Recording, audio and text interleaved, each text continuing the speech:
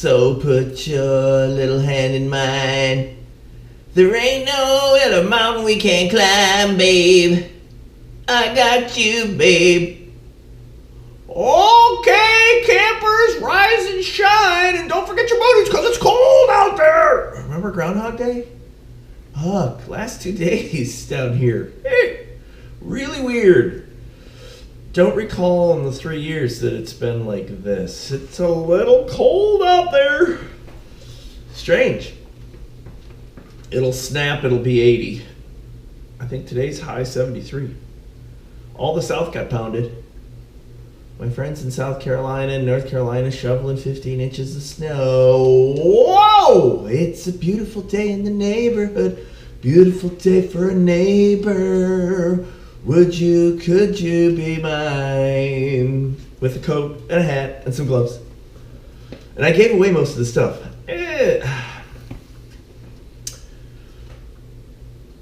When are we going to get back to Florida weather? Come on! Yeah, I don't know. But it's not that cold. Come on. I think it was 67 in the house overnight. 70. I think that was the going temperature in my house as I grew up in New York for my entire life. 67 was warm. It was usually 60. Oh, not really. I think it was between 65 and 67 most of the time. But yeah, a little chilly out. So a couple days of chill, and then it'll be back to the hot and the heat and the fun and the sun. So we'll have to see. And I know it's cold up north.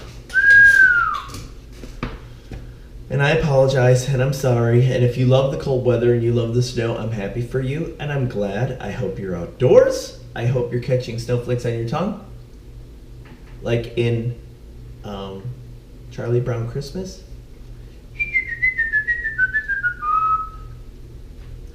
Yeah, and I remember doing that, and it was fun. Or you're skiing, or snowboarding, snowball fights, snow forts, climbing snow hills, all the plowed snow in the parking lots. Oh, City Hall used to have a hill that they would plow to the corner of one of the parking lot areas, the furthest removed from where your employees at the City Hall would park. This thing on bad snow days, 10, 15 feet. Wow, awesome. And we played on that hill a lot. It was awesome! Good memories there with my snowsuit that got soaked, and then the snow would get in it, and you'd freeze because it would get cold and wet and frozen with a hat on and your booties. You know, what kind of boots? I don't know what I had. I had good boots growing up, hand-me-downs from my brothers and sisters. Mostly mittens or good gloves. Mittens always kept your hands warmer. My mom knew that. With the little clip on that would hold onto your arm, you know, the wrist of your sleeve. I'll never go back to that. And I talked to Tracy last night as we walked around because it was cooler last night when we walked the dog. Probably 60, 62. Yeah, I don't like the cold. I have become acclimated for Florida. And I had a couple layers on, shorts and sneakers. And now I have, you know, this is it. This is the attire. And I don't like the cold. And I can feel the cold. And the first year, didn't feel it at all. And I'd sweat a lot. I burn hot. And the next year, a little different. And this year, I don't even mind the heat anymore. And I do get sweaty. I'm not small. I burn hot.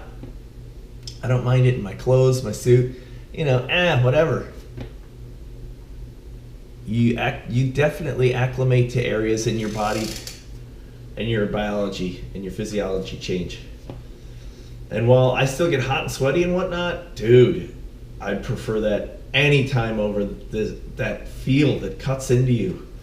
And then when the wind blows and it cuts through you,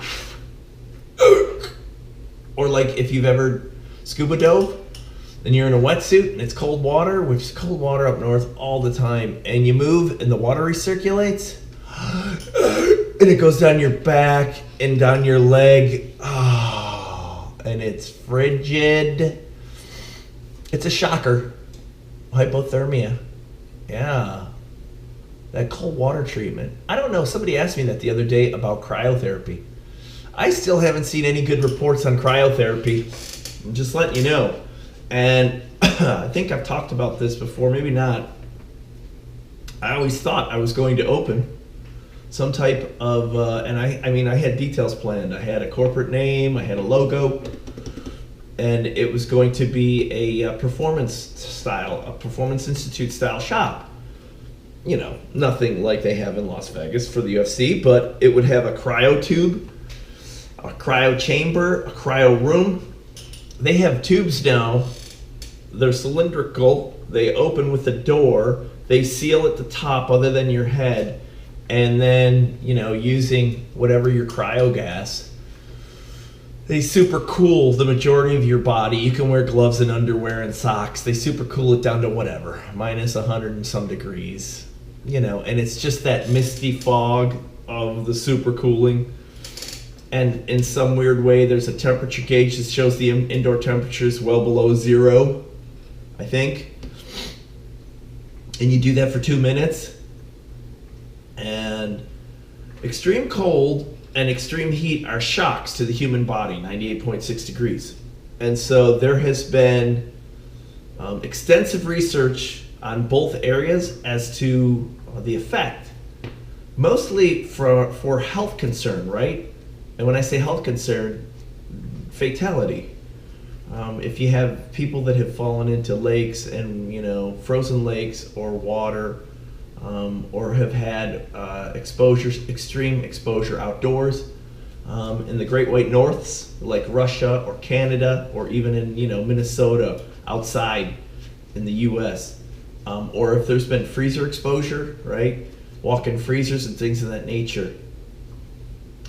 What happens to the body as your body temperature drops? And there's been some weird fucking findings. Like, I don't know what the records are anymore, but there was a street person living, I think, in New York or Chicago in the 70s, 80s, 60s, 70s, 80s, maybe it wasn't the 90s or 2000s. And one of the storms, could have been DC, one of the storms hit, and they found this woman and her body temperature was in the 60s. I think 65, 68. They found her on the street. They found her unresponsive. She was semi-frozen. There were parts of her that were frozen. And they brought her to the hospital, and they were able to revive her and bring her back. And I think that's one of the most extreme documented cases of body temperature diminishment and then revival. But we got a pretty resilient body, right? And there is something said to the heat and cold shock to our system. If you jump into extreme water, extremely cold water, where it's hypothermic, and the military studied this a lot because of their exposure to the elements, right? Cabela's and outdoor, merchandising corporations have studied this a lot with the gear that they try to produce and whatnot. What occurs?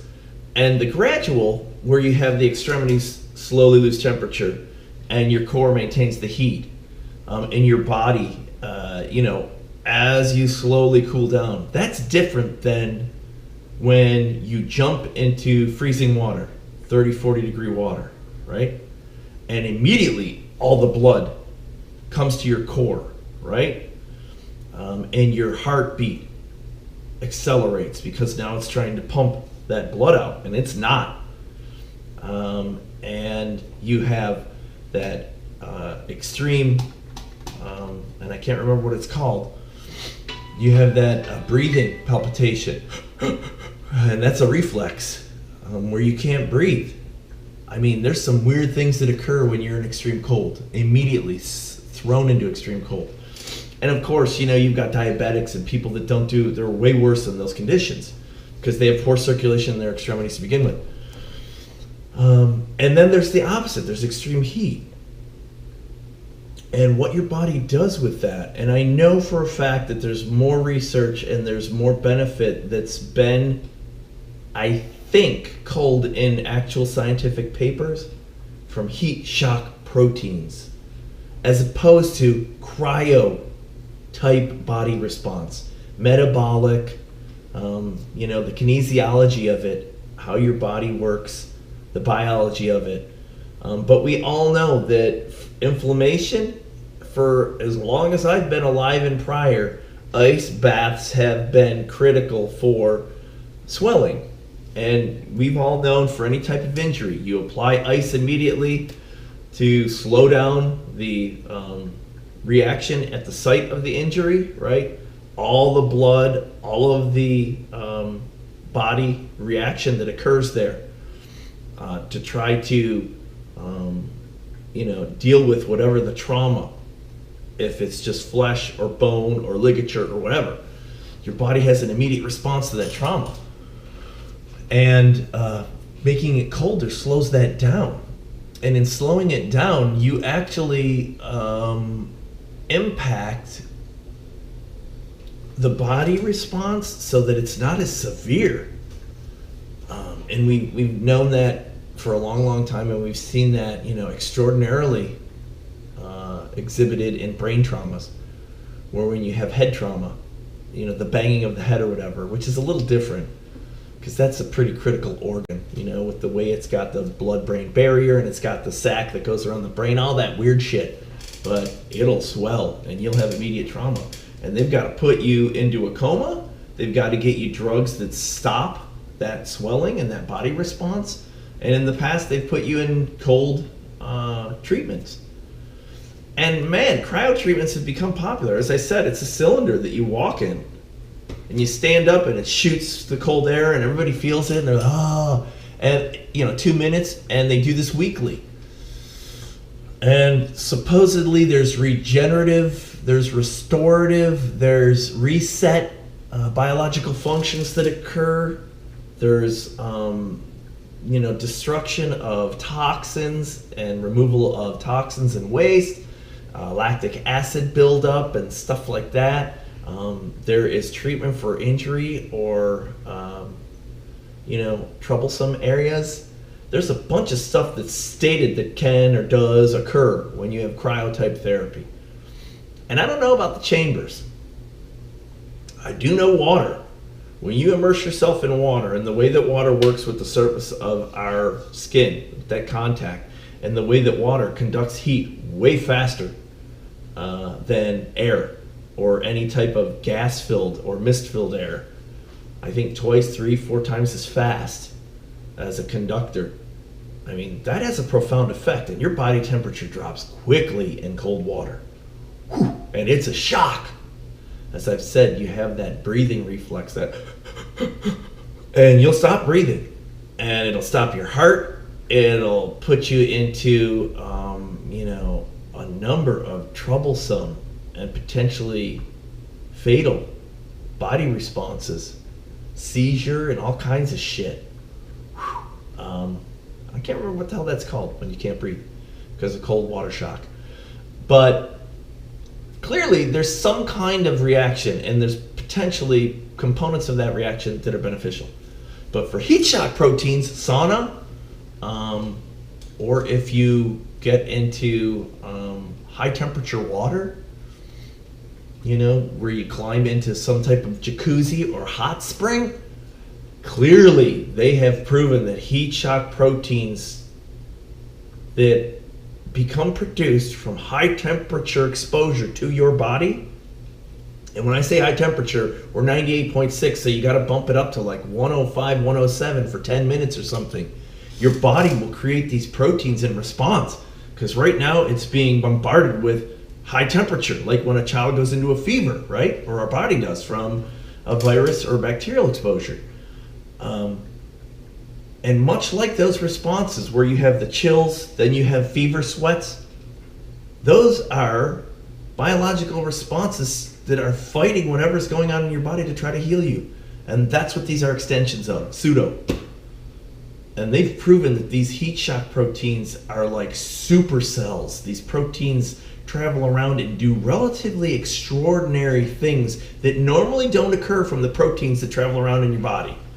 And I don't have the detail, but I've seen a number of papers on it. And so my belief is that hot heat rehabilitation, sauna, and not the ultraviolet fucking kind. I've seen these things. It's the weirdest thing. It's like a cheap sauna.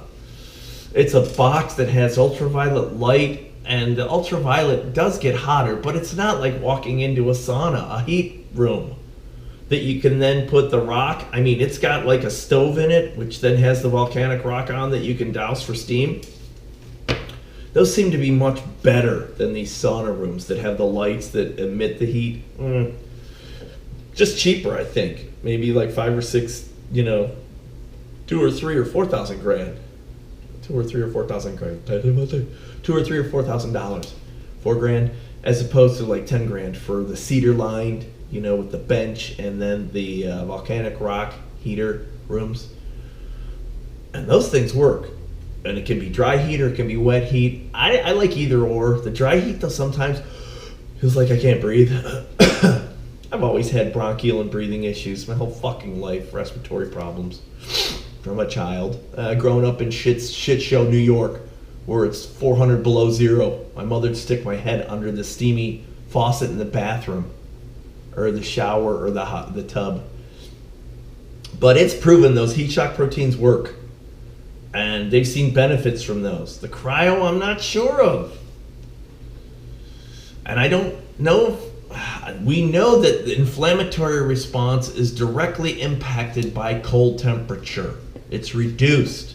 And reduction of inflammatory response for immediate injury is often extraordinarily beneficial, followed up by proper treatment, right? You ice it and then you go and see a specialist or whatever, and they figure out what's going on. You don't have continued use of whatever occurred, the limb, the finger, whatever. And they prescribe further treatment. But that body response is often, that immediate body response to some type of trauma is often deadly. It can be deadly, right? Based on the severity of that trauma.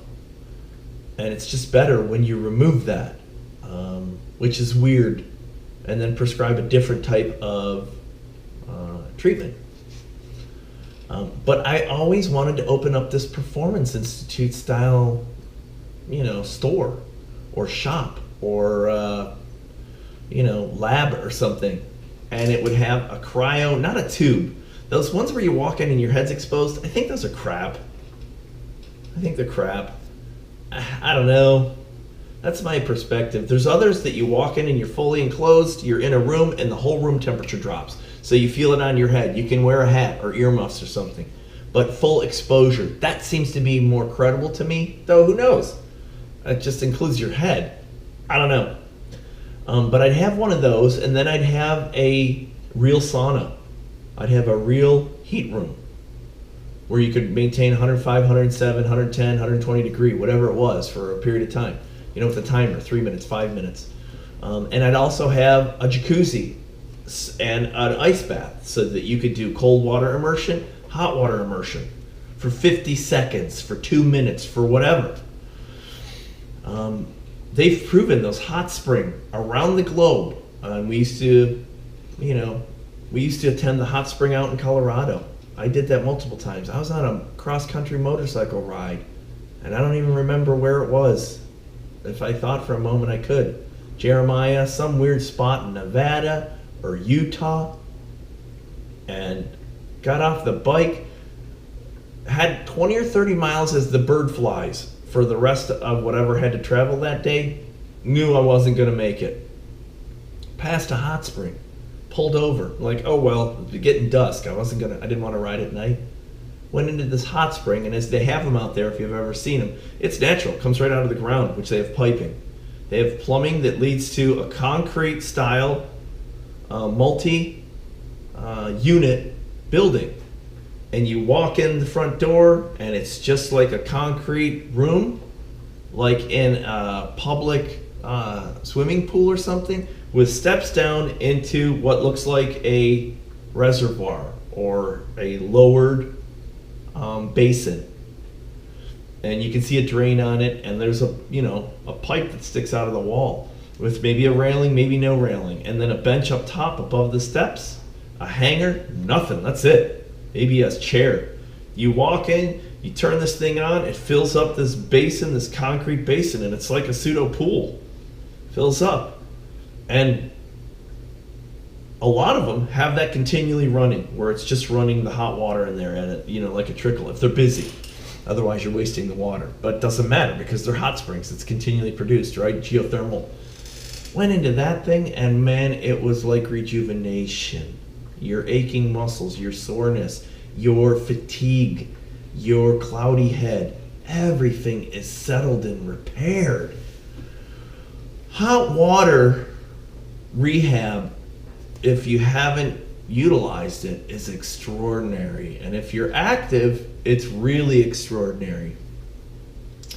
So I'd have the hot and cold water immersion. I'd have the hot and cold air immersion, sauna, and a cryo room or tube. And then I'd have the deprivation tank, the salt tank. Whole different avenue, right? I talked about this in mindfulness.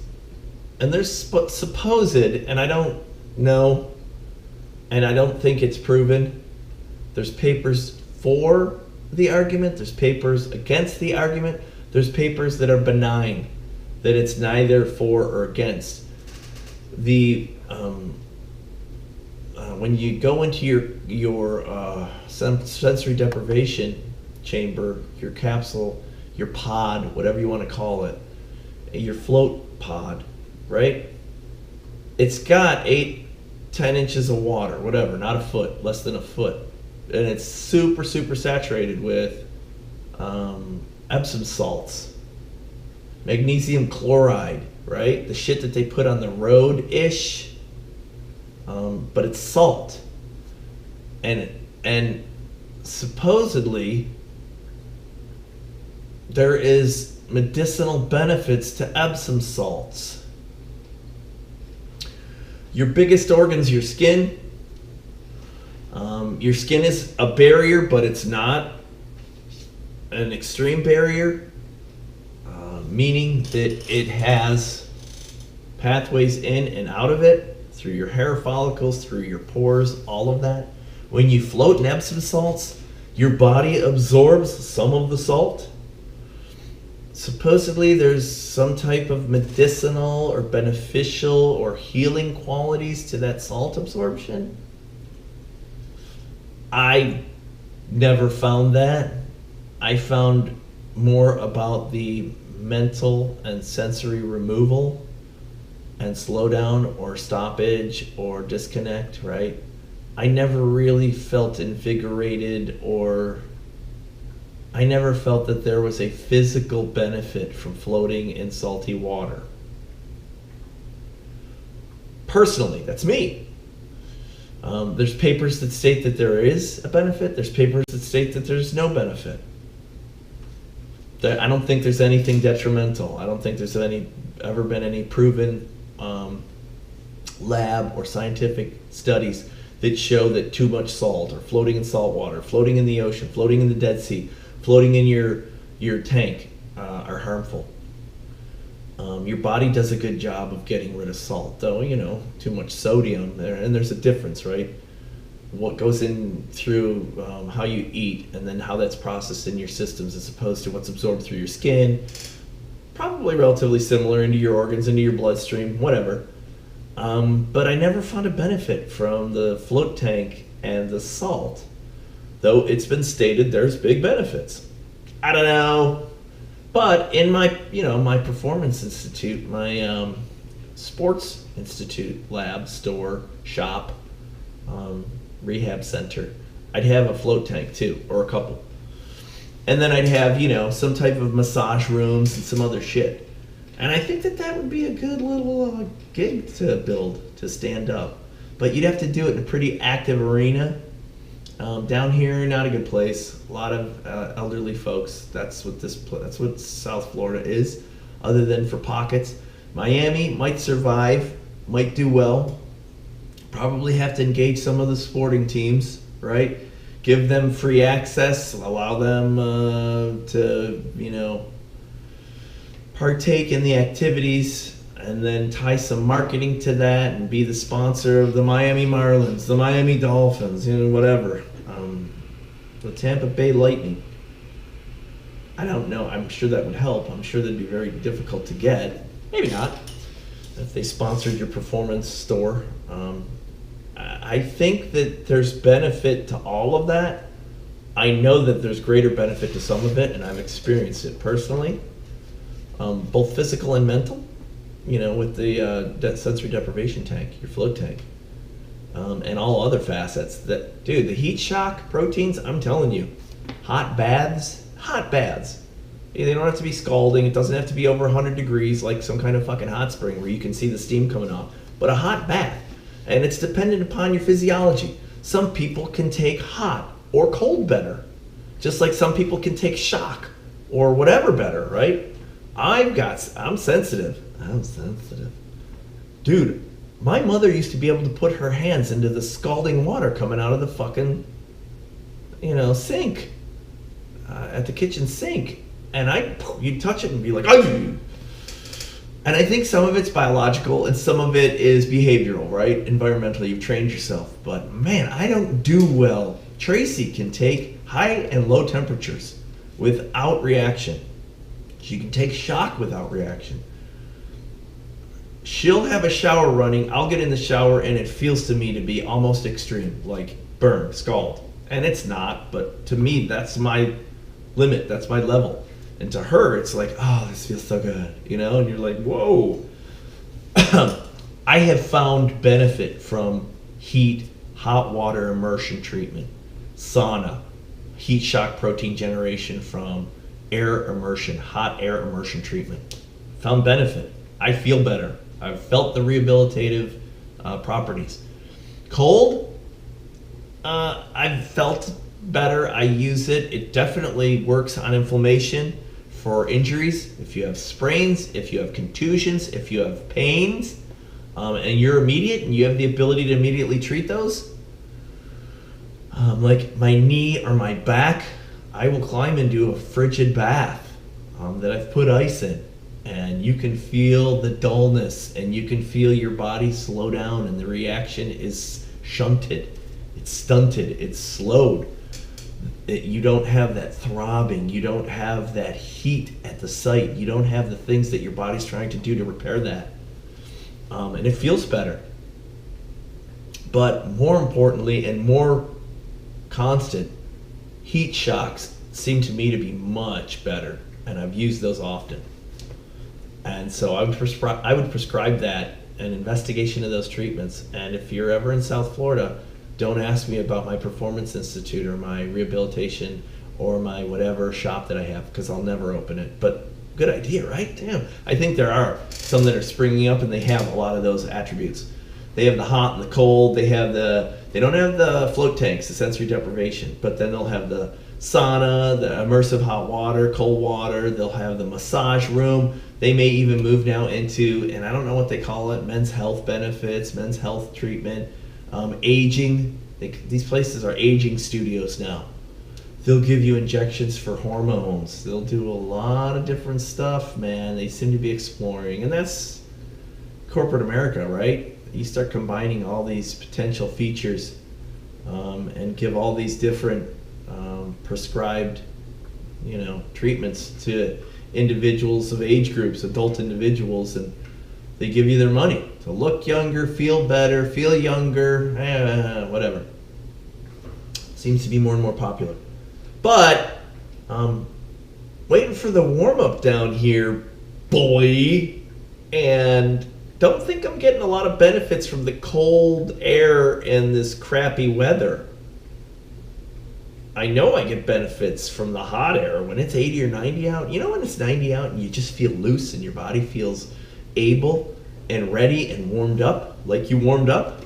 Benefits to that, man. And I think heat shock treatment, saunas and hot water springs, hot springs, they work. Try them out. Let me know. Shoot me a comment, shoot me an email, shoot me your experience. Yeah, that's where I'm at today, friends. Trying to get warm. Out.